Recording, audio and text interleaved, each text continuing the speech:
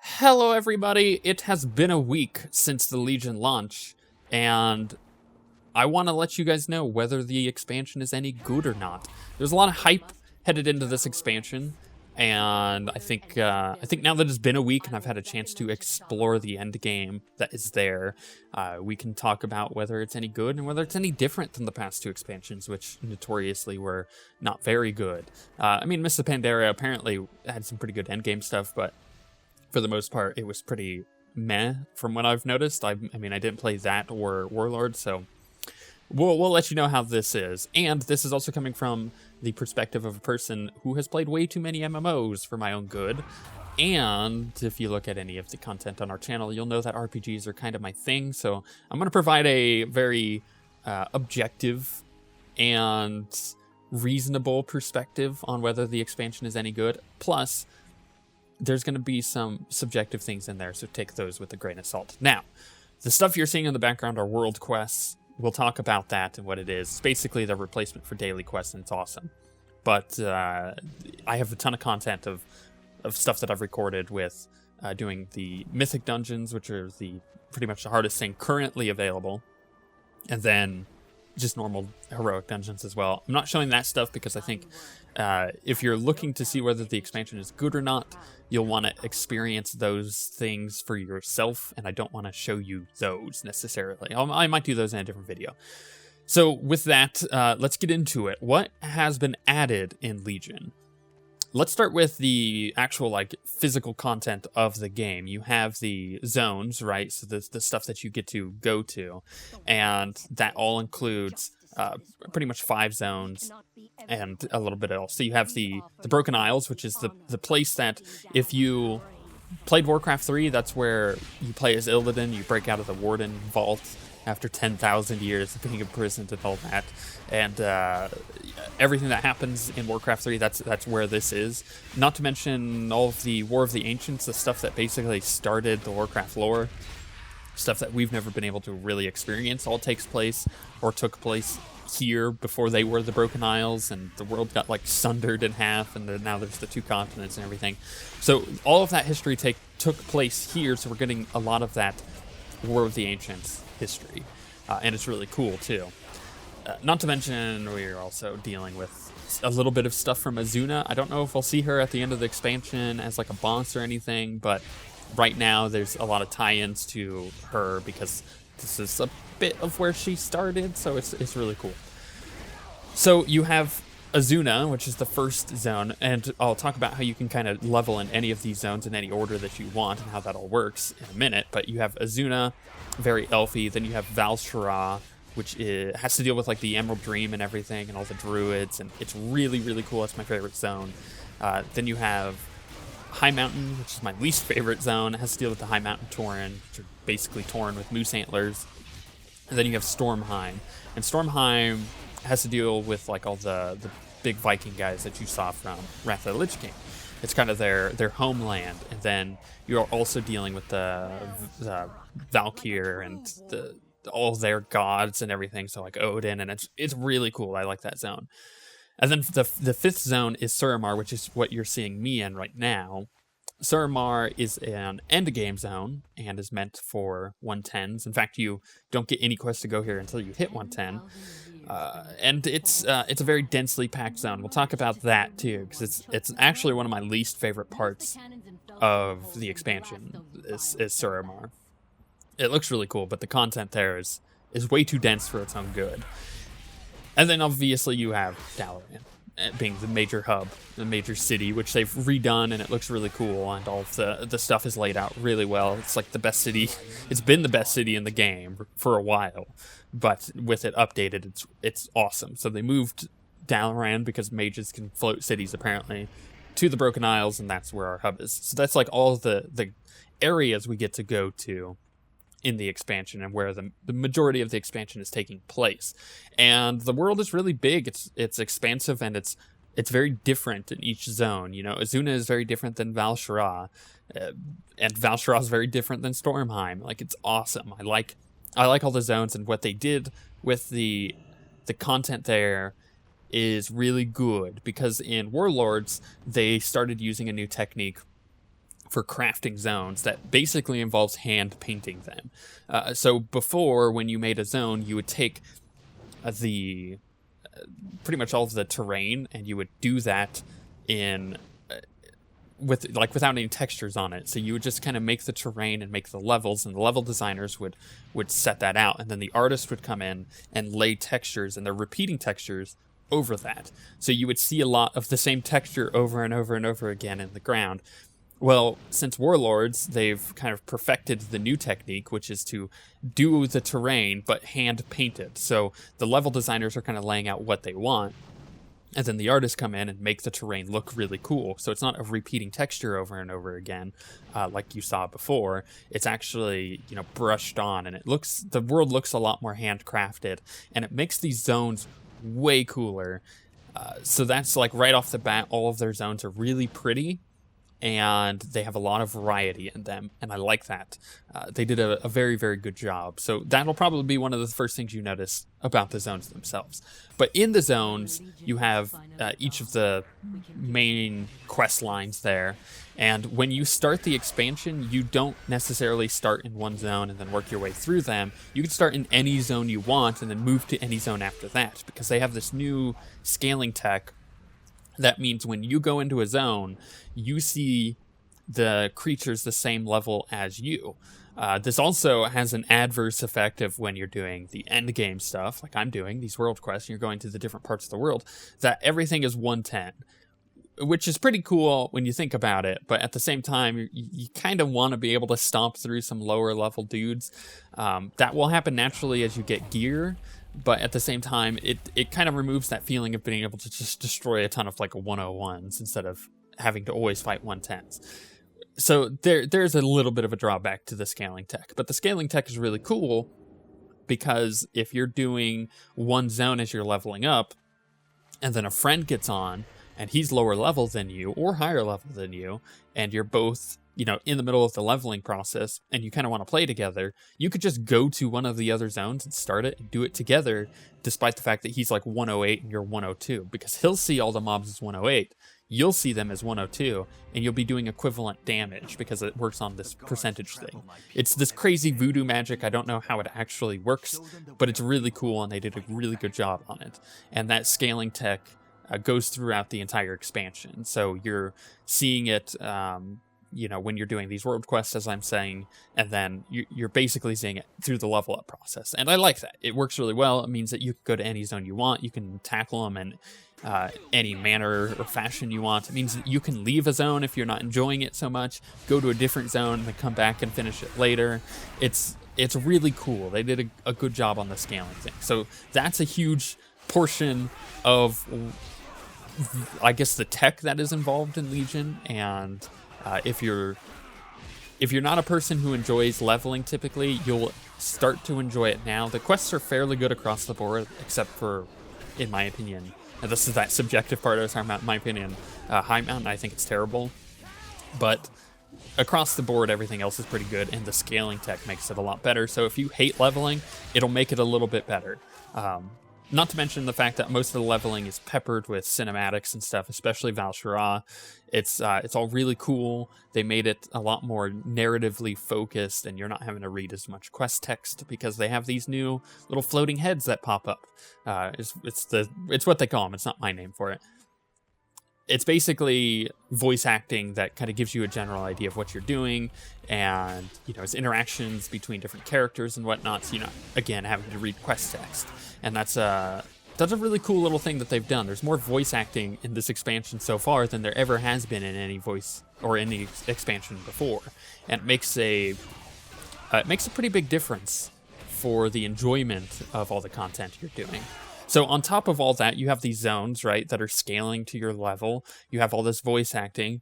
And then once you hit 110, and this is all the kind of end game discussion talk, you get these, once you've unlocked them, you have to pretty much finish the chapters in each zone and then get to a certain point in Suramar, and you'll unlock the world quests. And world quests, they aren't something that refreshes daily. Some of them refresh in 3 days, some of them refresh in a day, some of them refresh in 12 hours. You know, so you're getting a variety of different quests that are popping in and out. And the thing is, unlike daily quests where you felt the obligation to do them every day and do all of them, despite the fact that wasn't necessarily their intention, you don't have to do that with world quests. And this is the cool part. You can just open up your map, and I'm using a mod called World Quest Tracker. And at the beginning of the expansion, if you're watching this later, it may not be the case. But right now, it's an incredible mod that really helps with the discovery of world quests, like figuring out which ones you want to do. So you open up your map, you see all these quests, and you go, which ones are good for me?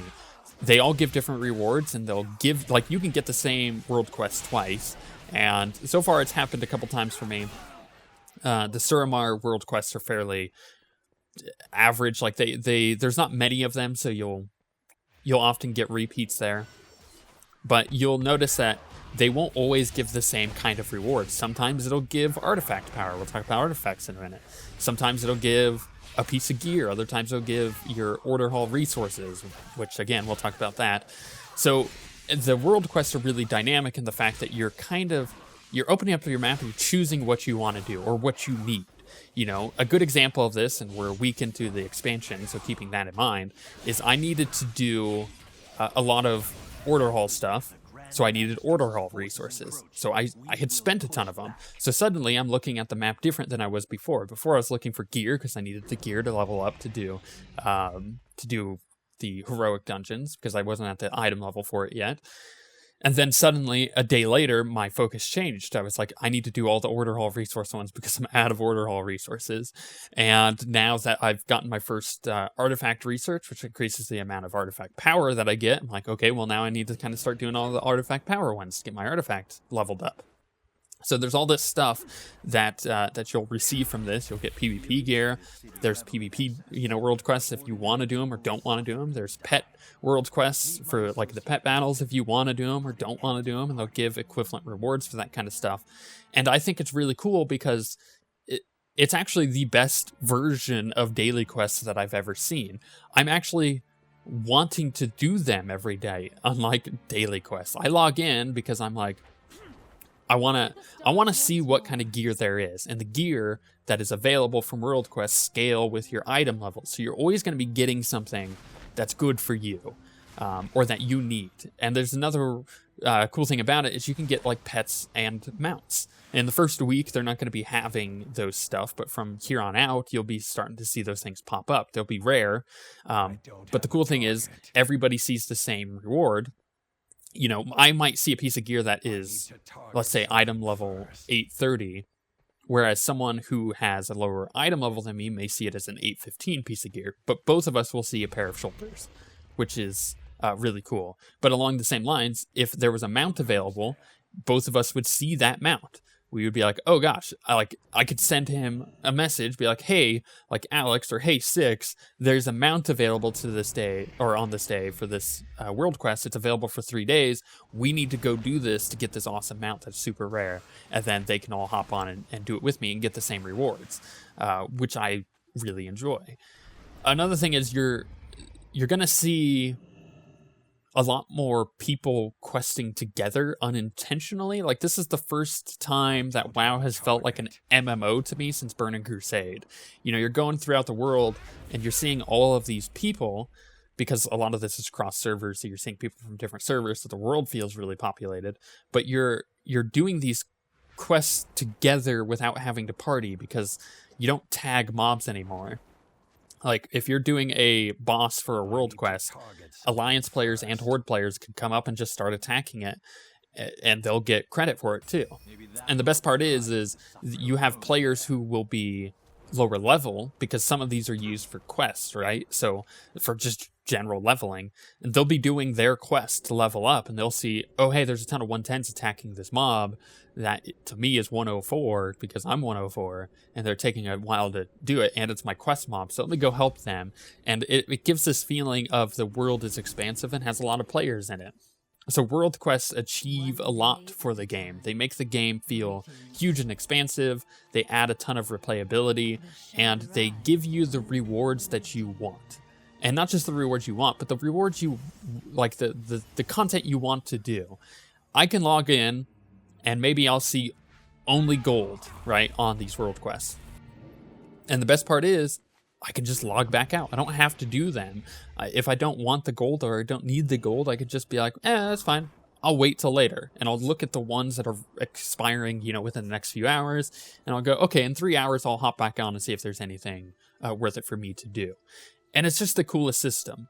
But at the same time, you're noticing that some of the Diablo devs that went to go help launch this expansion, you're seeing some of that bleed over between games, because if you've played Diablo 3, you know that these are basically the bounties and the bounty quests. They're an expanded version of that, a better version of that, but that's generally what they are, where you go into an act in Diablo 3 and you have all these bounty quests and you're like, okay, well, I can go get these done and get these items for it.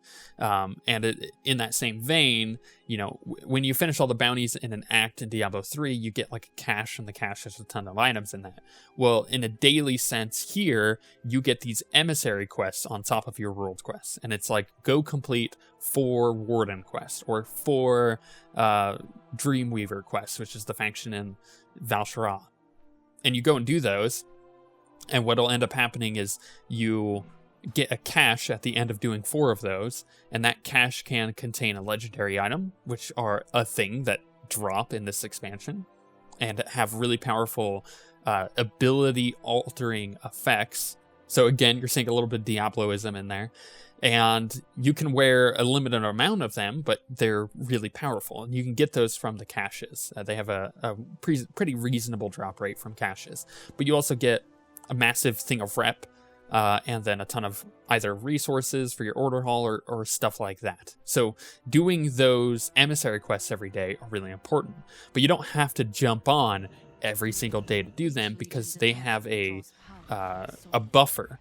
So you can get, and you'll see when I go to my map, you'll see like there's 3 emissary quest markers in the bottom left. And that is because if I didn't log on for 3 days, it will cache up to 3 of them. I'll only get 1 a day, but if I didn't do one of them, and then I log in, on the second day, I'll have another one of them to do. So if you don't log in for a few days, you'll have a ton of world quests to do. You'll have a ton of emissary quests that you can finish off. And it actually rewards players for not necessarily logging in every day. You don't need to log in every day to do your daily quests anymore, because they're not daily.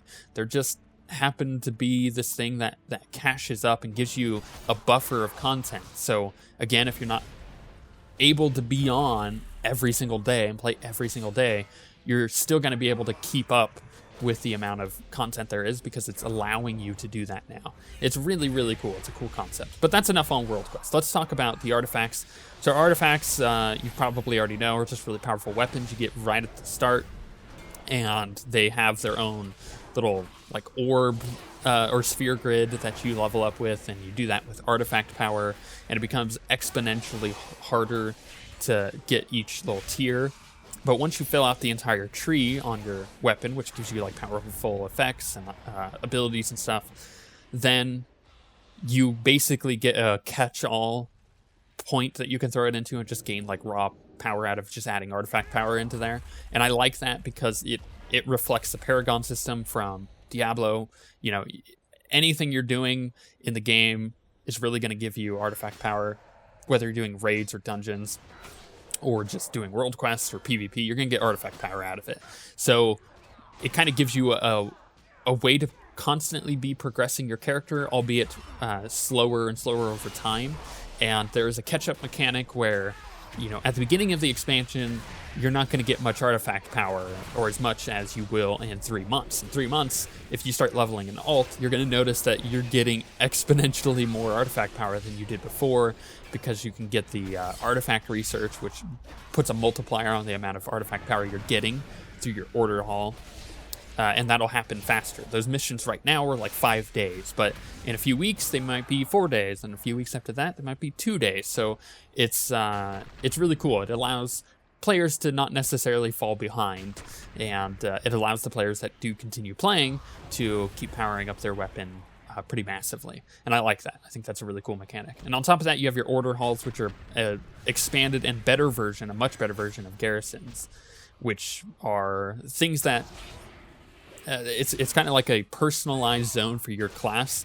Like I have the mage one unlocked, I have the druid one unlocked, and I have the demon hunter one unlocked, and they're all incredibly different. They all have personal class stories, which is something that was really good from SWTOR, but kind of fell off in the end. Well, they have that in this, and I've finished my class story for the demon hunter. It's incredible. It's really cool, and I can't wait to do it on my druid, who is also 110, or my mage, who I want to level up, or my monk. Like, I want to see all these class stories now, because they are very different from each other, and the class orders, the order halls, like the areas that you go to, which are basically garrisons, are all very different. And in that line, you no longer have like a ton of followers like you did in garrisons, that you have to basically Facebook game your way out of them, where you're sending them on a ton of missions. You have to like log in every few hours to refresh them.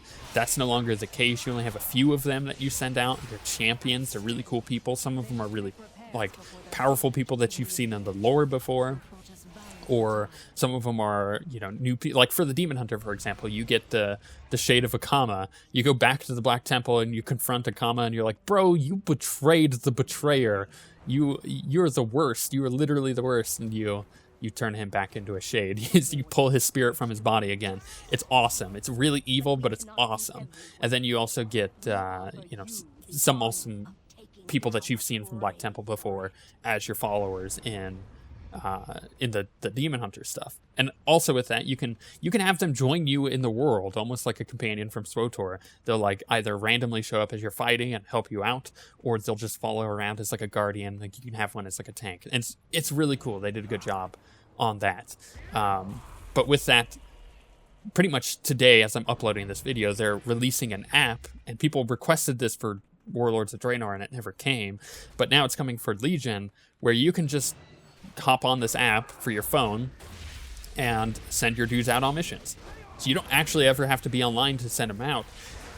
And it's really nice, because some of this class order hall stuff, when you're going through your class missions, they take a long time. They're like 12-hour long missions, and you kind of want to start those at the beginning of the day or at the end of the day, so they're happening when you're sleeping and stuff like that. And now you can do that from work. If you're at work, you can pop open your phone, you can send your dudes out on missions, you're good to go. And it's a really nice little feature that they're adding for playability's sake, and I really like it. So far we have our artifacts, we have our class order halls, you have the world quests, you have Suramar, which has way too much dense content for its own good. There are so many freaking quests there for endgame stuff. It's too much, in my opinion. It's a lot of the quests are really annoying. That's probably my biggest complaint about the expansion of Suramar. I like the zone's look and I like the story there, but I don't like how many tedious quests are there. To me, it is the worst part of the expansion. And then on top of that, you have all these dungeons. You have really good dungeons, guys. They're really good. You have normal versions of them. You have heroic, which are okay. They're not too difficult. And then you have Mythic, which are supposed to be the difficult version of them. And then you have Mythic Plus, which are basically greater rifts. You get a keystone, you can power them up and get even more loot out of them, but they become harder and harder, and they get, like, mobs get modifiers on them, so maybe they'll put a healing debuff on the tanks every time they attack, so now you have to run 2 tanks for this Mythic dungeon. It's a really cool idea and concept, and it just adds the replayability there. That said, they're not releasing any of the raids, which are Emerald Dream and Nighthold, until 3 weeks into the expansion. We're now 1 week in, so we have 2 weeks left. So I can't comment on whether the raids are any good, but we're getting Emerald Dream to start with. A couple months after, or a few months after, we're getting the Nighthold, which takes place in Suramar. And in between that, we're getting the Karazhan update. So we get a Karazhan 5-man dungeon, which is awesome. They redid Karazhan. They brought back some of the old bosses. They added some new areas, which are really cool. And we're also getting a mini raid in between that takes place in Stormheim and has to do with that whole storyline. So it's really cool. They did a good job with the end game stuff. Upon reaching 110, I was almost overwhelmed with how much stuff there was to do, which is abnormal for the launch of an expansion. In the past, with the previous 2 expansions, from what I hear, I didn't play them, you got to 110 and you were like, well, I guess I'm going to sit in my garrison because I got nothing else to do. You geared up pretty quickly during that, and there wasn't a lot to do. Well, this has a lot to do, just through the world quest alone, but then you add everything else on top of it, and it adds an overwhelming amount of stuff to do, and I like that. It's a new feeling for me, especially someone who's played some recent expansions on, like the SWTOR expansions, for example. You kind of got through the main story, and you're like, well, I guess I'm done. You know, it's a breath of fresh air. They added an impressive amount of end game content. There's a lot to do. I've been playing pretty no-lifey for the past week, and I'm still not at the point that I want to be. I haven't finished all the Mythic dungeons. Mythic Plus opens when the raids do, so I'm going to do those. I want to do all the achievements for those heroic dungeons to get the cool Hippogriff mount. Like, there's a lot of stuff that I haven't done that I want to do. I haven't even finished Suramar. It's nuts. So I think with all of that, and again, considering the fact that I haven't even touched the raids, I guess I should quickly mention that professions are a big part of this expansion now. Each profession has its own quest line that allows you to get the recipes for that profession. It takes you through dungeons, it takes you through different zones. You're like going to forges and crafting the gear that, and it like teaches you how to craft them and stuff. It's really cool. All the gathering professions have their own quest lines to make it more efficient to gather things. Like I have a skinning knife that allows me to skin things from a distance. It's really cool. So with all of that and adding up all the rest of the content, and not even adding the raids because they're not released yet, or the Mythic Plus dungeons, I would say current verdict on the game is it is the best expansion that they've added ever. Like ever. It is their best expansion thus far. If they can keep up the amount of content and not have a content drought in a year, which they're promising that they'll do, but they've done that before, apparently, then it's going to be their best expansion. We'll see in a year's time whether or not they're able to keep up with the amount of content that the players need. And if they're able to do that, then bravo, you know. It'll be an incredible feat if they can do that and release another expansion in a few years' time. I'm looking forward to it. This is the most fun I've had with WoW since Burning Crusade, and I'm really loving it. It's, in my opinion, the best expansionary content that has released for an MMO yet. But like I said, we'll see once the end game hits. Is it worth picking up? If you want to play WoW, absolutely. Now, we have a lot of people who stopped playing WoW with me and are back playing WoW, and they're like, I'm so ashamed, why am I playing WoW again? But they're having a lot of fun, and I think that speaks volumes to whether or not the game is any good or not. It adds a lot of content. It's really good content. It's touching on a lot of stuff that we loved from WoW back in the day, like the Burning Crusade stuff with Illidan, the Legion, all of this awesome stuff with Sylvanas, and it's really cool. All of the content that's there, the story content that's there, the content that they're adding through dungeons and raids.